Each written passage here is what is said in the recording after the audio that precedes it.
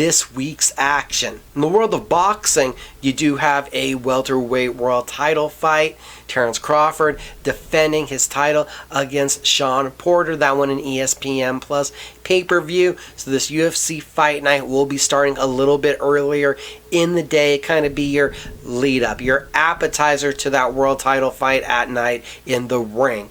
In the octagon, it's top 10 women's bantamweights for our main event. It's UFC Fight Night, Vieira versus Tate Caitlyn. Vieira, the Brazilian, coming in at number 7. The former Strikeforce, former UFC, currently ranked at number 8, Miesha Tate, comes in. And remember, it was a dynamic return to the octagon after a 4-year retirement in July, beating Marion Renault by unanimous decision. And we saw major advancements to Tate's striking game, look cleaner and crisper than it ever had after the time away. Vieira, 10-0, a win over Kat Zingano, made it look like Vieira was primed to give Yanez problems. She was ready to challenge for the title. A knockout loss to Irene Aldana changed all that. A win over Sijara Eubanks. Maybe prove more about Eubanks needing to get her diet under control to get to flyweight than it did about what we had at Vieira at bantamweight. Vieira now looking to rebound off of a loss against Yana Kunitskaya.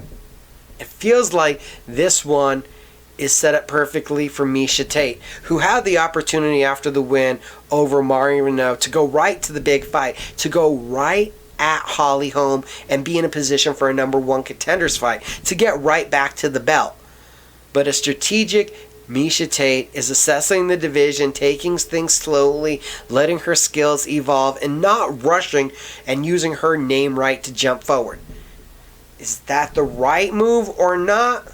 It's obviously not the move most of us wanted. Most of us wanted that Tate Holm rematch right away. It looked like after the fight to prove if Tate still had the skills to do this, that's what the Renault fight was, that we were primed and ready. This is yet another, just kind of, are we feeling it out? Getting deeper into the water. Not really swimming in the deep end yet, but getting a little more, getting it a little higher. Vieira comes in 2 inches taller, 3 inches longer, 2.5 inches longer in the legs.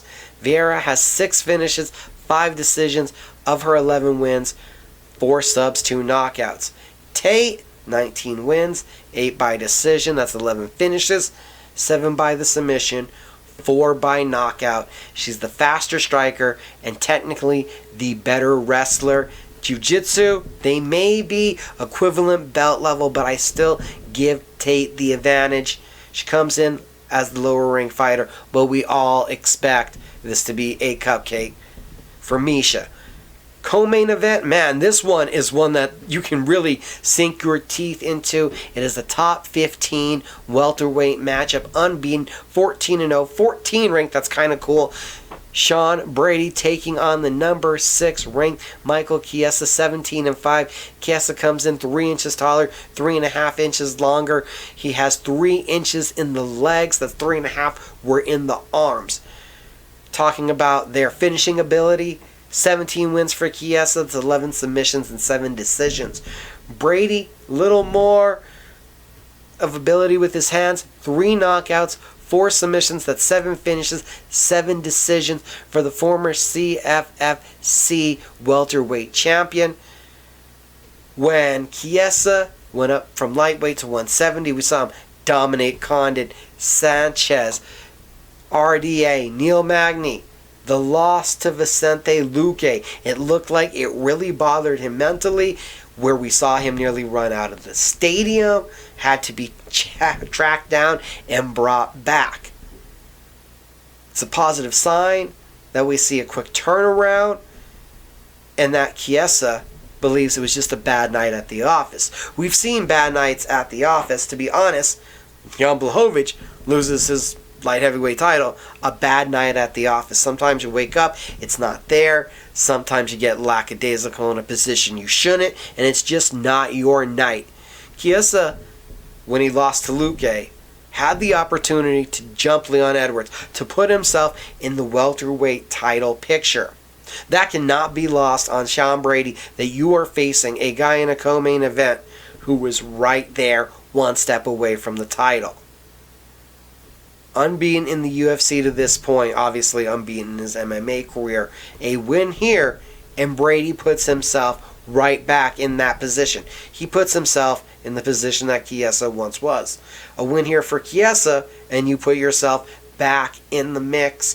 Usman is looking for challengers that he has not fought, eliminating Gilbert Burns, who has to get a lot of wins to get back in the mix. Obviously, Masvidal and Covington are not in that mix. Big opportunity right here. The feature fight on the main card, talking about bantamweights, we have Brazil's Ronnie Yaya taking on South Korea's Kung Ho Kang. Yaya, 27-10-1, 21 wins by submission.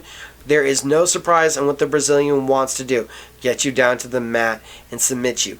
The South Korean, a 3-fight win streak. This might be playing with danger. 2 wins by knockout, 11 by submission.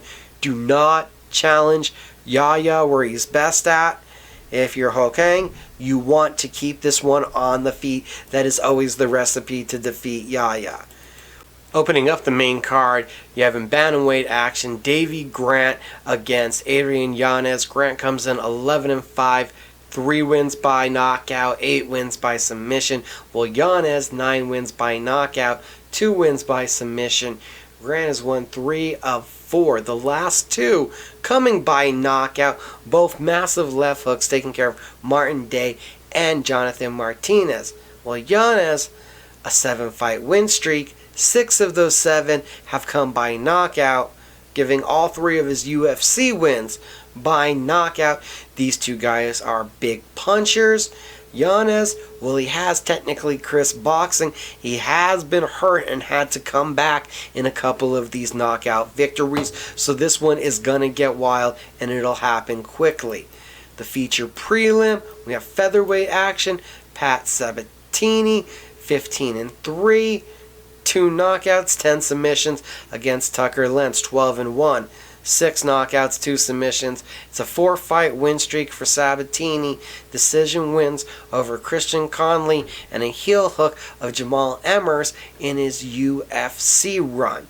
Let's a 12-fight win streak coming off of his promotional debut victory over well-traveled veteran Kevin Aguilar.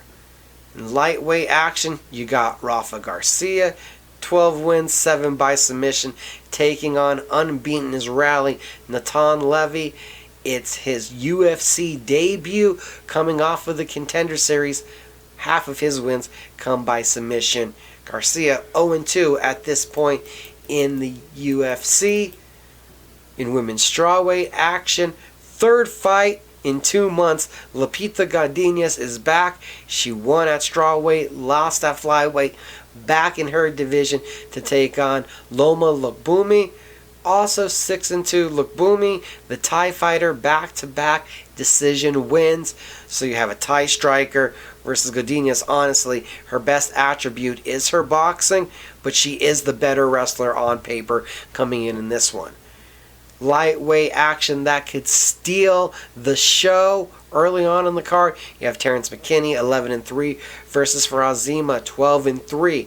Zima, 3 inches taller. He has 1.5 inches in the reach, but his legs are 2 inches longer. McKinney, a 4-fight win streak. All 4 first-round knockouts. 4 first-round knockouts. And of his 11 wins, it's 5 knockouts overall. His other 6 wins, all by submission. Zima has won 7 of 8 back-to-back decision wins, but he does have 9 finishes, 5 knockouts, and 4 submissions. That lightweight bout, again, I feel like that one can steal the spotlight.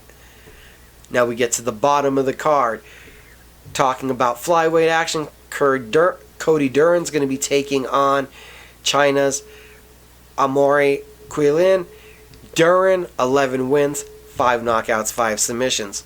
Quinlan, 5 knockouts, 2 submissions out of his 18 victories.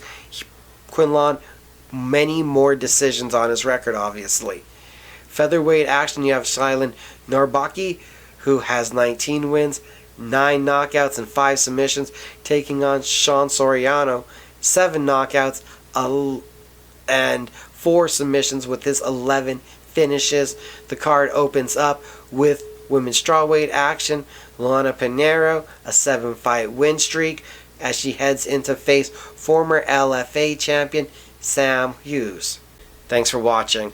CageMinds.com, again, is the website to go to. Pick up the merchandise at nmproshop.com. Like the video, subscribe to the channel. Please share to your friends. Thank you for the support.